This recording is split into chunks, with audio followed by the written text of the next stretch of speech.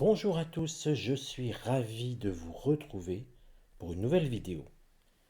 Aujourd'hui, je vous invite, nous sommes tout proches à quelques heures du Nouvel An, je vous invite pour regarder, pour étudier, pour comprendre ce qui va se passer au sein du gouvernement Bayrou. Voir si l'ambiance va être bonne, non pas pour ses fêtes, mais pour les jours qui suivent, jusqu'à sa chute, et de regarder un petit peu comment va évoluer l'ambiance au sein du gouvernement Bayrou. C'est une question simple, très simple, mais qui peut révéler des tensions ou des accords. Parce qu'en effet, nous sommes sur un gouvernement, on va dire, non pas élargi, justement, puisque c'était ce que François Bayrou souhaitait, un gouvernement qui aille du PS, voire des écologistes, jusqu'au LR. Ce n'est pas le cas. Nous avons un gouvernement avec, je crois, 14 ou 16 anciens ministres. Ça ressemble à un Barnier bis. Même s'il y a quelques ajustements, Didier Migaud a disparu au profit de Darmanin. Mais bon, ça reste quand même quelque chose, je dirais, bis repetita. Alors comment va évoluer ce gouvernement? Comment va évoluer l'entente au sein du gouvernement? Parce que c'est l'entente qui m'intéresse, hein. Euh, Comme je vous l'ai dit dès le départ, c'est l'entente, c'est uniquement l'entente, hein, pas sur leurs actions. La carte de départ est très claire. Pour parler, c'est une carte martienne. Le septénaire de Mars est un septénaire d'agressivité. En effet, Mars, déjà, dans la mythologie, c'est le dieu de la guerre. Dès que vous avez avec l'oracle de Béline une carte du septénaire de Mars, il faut y voir une action vindicative, une action avec de l'action forte, une forme d'agressivité. Ça ne veut pas dire qu'ils vont se frapper, qu'ils vont se taper dessus. Mais quand nous avons pourparlers, ça montre des tensions. On pourrait dire que ça va s'engueuler sec au Conseil des ministres, par exemple. Vous voyez, c'est dans cette teneur-là. Et ça montre que ça a déjà commencé. Donc, on pourrait y voir forcément des clans. LR d'un côté, ancien LR, macroniste, on voit bien que chacun tire la couverture à soi. Parce que c'est de ça qu'on parle. Et que forcément quelqu'un comme son nom m'échappe, Sébastien Lecornu, pourrait quelque part, même s'il a été maintenu à son poste de ministre, avoir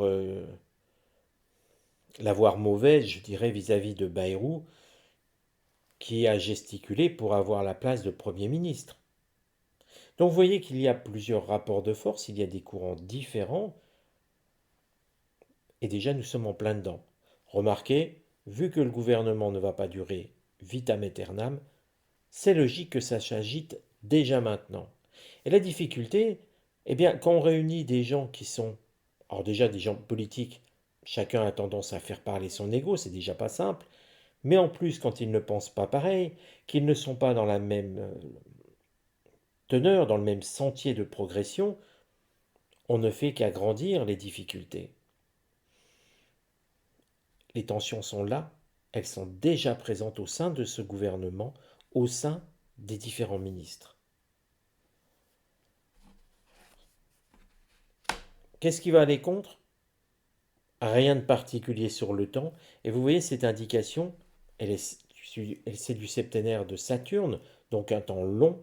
En fait, l'oracle est déjà en train de, quelque part, euh, de sous-entendre que de toute manière, il n'y a pas grand-chose à changer parce qu'ils ne vont pas durer assez longtemps pour cela. Je dirais que l'oracle, je le considère sur ce coup-ci un petit peu ironique. Que voulez-vous conseiller ou que voulez-vous qu'il y ait en opposition à un gouvernement quel qu'il soit qui ne dure pas sur le temps? À peine le temps d'une respiration, ils ne sont déjà plus là. C'est un petit peu cette ironie-là que je remarque dans l'oracle de Béline. Donc, il n'y aura pas le temps d'aller grand-chose contre eux, parce que quelque part, il n'y aura plus rien. Ce qui est intéressant, c'est que vous voyez, avec peu de cartes, nous arrivons à avoir beaucoup d'informations. Beaucoup d'informations parce qu'après, il suffit de les remettre dans le contexte. Et le Conseil a donné à l'ensemble de ses ministres. Vous le voyez, le Conseil, c'est une carte vénusienne, c'est le Conseil de la table. La table, elle a plusieurs idées.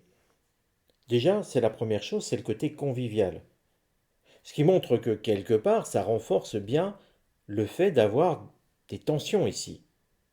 Et l'oracle, s'il devait parler familièrement, il leur dirait: venez autour d'une table, on va bouffer et boire un verre ensemble, et on va arriver à s'accorder. Vous voyez, c'est un petit peu de cette teneur.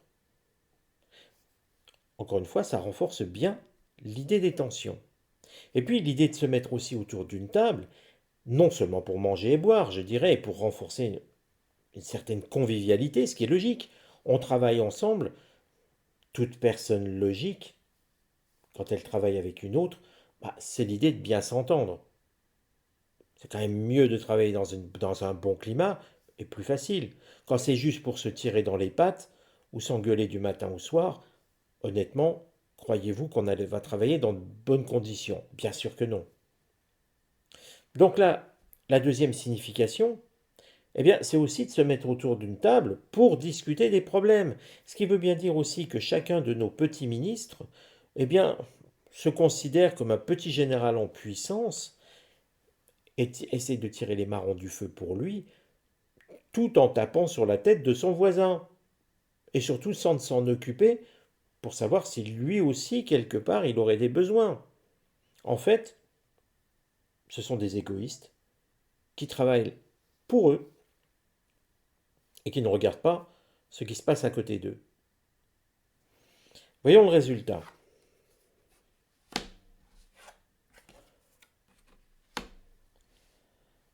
Alors, n'allez pas penser avec ce tirage qu'ils vont s'adorer et s'aimer. Vous feriez une erreur parce qu'il faut déjà regarder cette carte. C'est la carte de la synthèse. En réalité, la carte de la synthèse nous montre que ce gouvernement, eh bien, il n'est pas appelé à durer, mais ça vous le saviez déjà, j'en ai déjà parlé. Mais pire que ça, enfin pire, il nous montre bien qu'il va redémarrer, comment les membres du gouvernement vont-ils s'accorder ensemble, comment vont-ils évoluer ensemble. Il y aura une nouvelle naissance, donc une renaissance. Il y aura donc un gouvernement qui ne tient pas. Et chacun des membres va repartir à ses chères études, pour la majorité, et ils vont repartir vers ce qu'ils aiment faire. Vous voyez bien que là, ça nous confirme qu'ils ne dureront pas. Ça nous confirme qu'ensuite ils vont repartir dans leur courant chacun. Si j'étais un tantinet moqueur, je dirais que Elisabeth Borne va repartir vapoter dans son coin, que Manuel Valls va repartir intrigué dans son coin, etc., etc., etc. Donc il n'y a pas de reconduction pour ces personnages. Pour la majorité d'entre eux, on ne les reverra pas dans un gouvernement. Tout simplement parce que on peut avoir le sentiment, non pas qu'Emmanuel Macron a compris, parce qu'il a compris depuis longtemps, mais il s'en moque, mais qu'il n'y aura peut-être plus possibilité pour lui de tergiverser comme il le fait. En effet, n'oublions pas que derrière lui, il y a d'autres choses. Il n'y a pas qu'Ursula von der Leyen, il n'y a pas que le FMI, il y a autre chose, je vous en ai déjà parlé.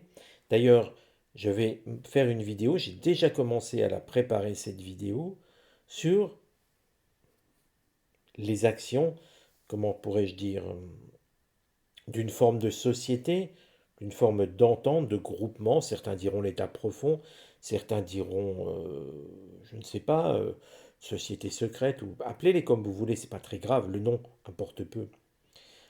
Mais en réalité, pour montrer les objectifs de ceux qui dirigent réellement la France, l'Europe, quelque part, le monde. Et c'est pour ça que les gens qui ne rentrent pas dans leur moule les effraient, qu'ils font tout pour les abattre. regardez ce qui se passe outre-Atlantique. Je crois qu'il y en a un qui a échappé de peu à un attentat. Si vous voyez ce que je veux dire, c'est un petit clin d'œil à ce que j'avais déjà prévu et prédit. Donc là, quelque part, on sent bien. Donc cette vidéo, si elle vous intéresse, je ne sais pas si je pourrais la publier sur YouTube parce qu'elle risque la censure. Je vais voir, je ferai un test. Et si elle ne peut pas être publiée sur YouTube, elle le sera sur Odyssée. Mais la vidéo est en cours, elle est en cours de montage, de réalisation. Dès qu'elle sera prête, bien sûr, vous en serez informé. Donc là, vous voyez bien que tous ces ministres ne vont pas rester ensemble. Chacun va repartir à ses chères études et à faire ce qu'il aimait. Voilà les amis. Je vous laisse, puisque cette vidéo est parue, ou va paraître plus tôt, puisque aujourd'hui nous sommes le lundi 30, quand je la tourne, nous sommes à 16h25. Elle est en ligne pour ce 31 décembre. Je vous souhaite à tous un bon réveillon et avec quelques heures d'avance, je vous souhaite de passer une très bonne année 2025. Prenez soin de vous, de votre santé et je vous donne rendez-vous, eh bien, à l'année prochaine.